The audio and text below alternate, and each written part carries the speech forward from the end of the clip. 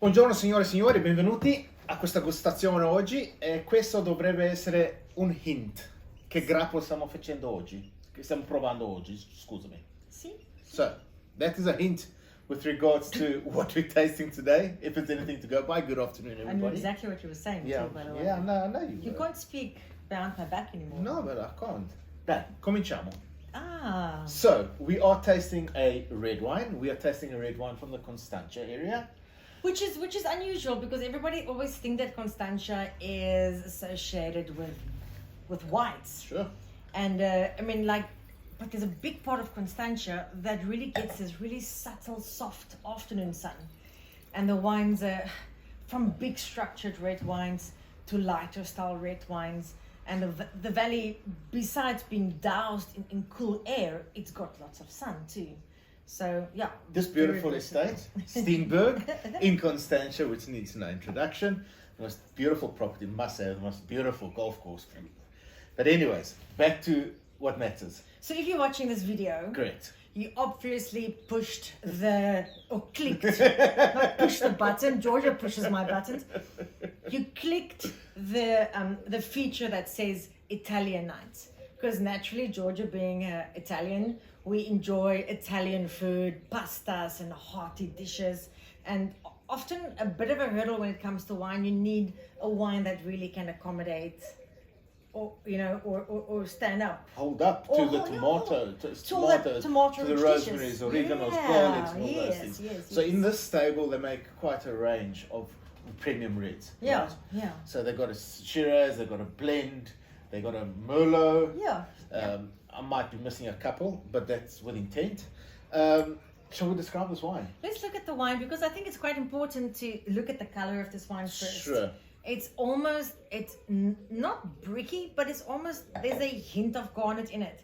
It's almost like the wine was made in a style that it wasn't intended to have that deep dark core in the wine. No. And when you swirl it, you get almost like flashes of orange. Sure you do. So actually, now that you just did it, it's exactly what I picked up. Yeah. So on the nose, immediately, Sam, I'm getting floral. When I say floral, I'm thinking fresh violets. It really invites you in, right? Yeah. And there's a coolness about it. Yeah. So floralness, I'm picking up cherry. That wild cherry. There's hints of mulberry. There's oak coming through without dominating. No, I think that if the cherry was the core, it's decorated with these whiffs of a little bit of oriental spice or a warmer like cinnamon dust kind of a spice around it, and there's an earthy core to it, almost like a rusty kind of tomato leaf, but with a bit of a floral burst coming out at you. So the wine keeps giving. Hey, I think that's what makes it so exciting with Italian dishes. Sure, Sam, you need to taste this wine. Oh yes, I have to taste it. So very quickly, if I may, right, firm tannins, but I don't think these tannins are from wood. I don't think they're wood tannins. I think this is purely because of the anatomy of the grape. Yeah. I know this specific grape's got a natural thick skin, which carries the tannins.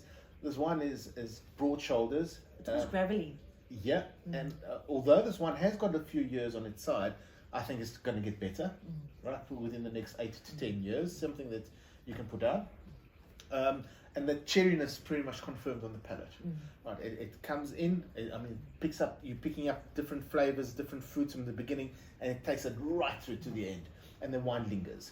What's great about this cultivar is, apart from the tannins like you described it, it's got a very vibrant acidity. Yeah. So there's not a lot of food that it won't stand up to. So you make a puttanesca, or you make something with a rich, what's that beefy stewy dish that you always make, Italian, that we're gonna have it at the wedding.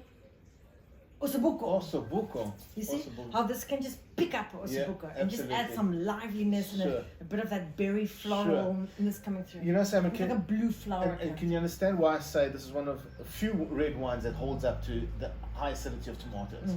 This is a perfect example of why it holds up. Yeah, exactly. So to be part of this competition, to win a selection of 12 bottles that we'll be putting together, you need to go like the Steenberg page. You need to go like the Married to Wine page, share this video. And go to their website and go and peruse all the different cultures they've got and what Steenberg's got to offer, because Sure. they've got the restaurants. It's like a really one-stop destination if you go to the farm. But when you go and explore their different varietals, you will fall in love with this wine, and it will be very difficult not to add this to your collection of frequent wines if you love Italian food the way we do. Correct. So good luck. Steenberg, thank you very much for the opportunity. This is truly a privilege. Describe it in one sentence in Italian. What do you think? I'll give you one word. Buonissimo. But I could have said that. Well, I said it first. Salute. Buonissimo. Salute. Salute. Ching ching.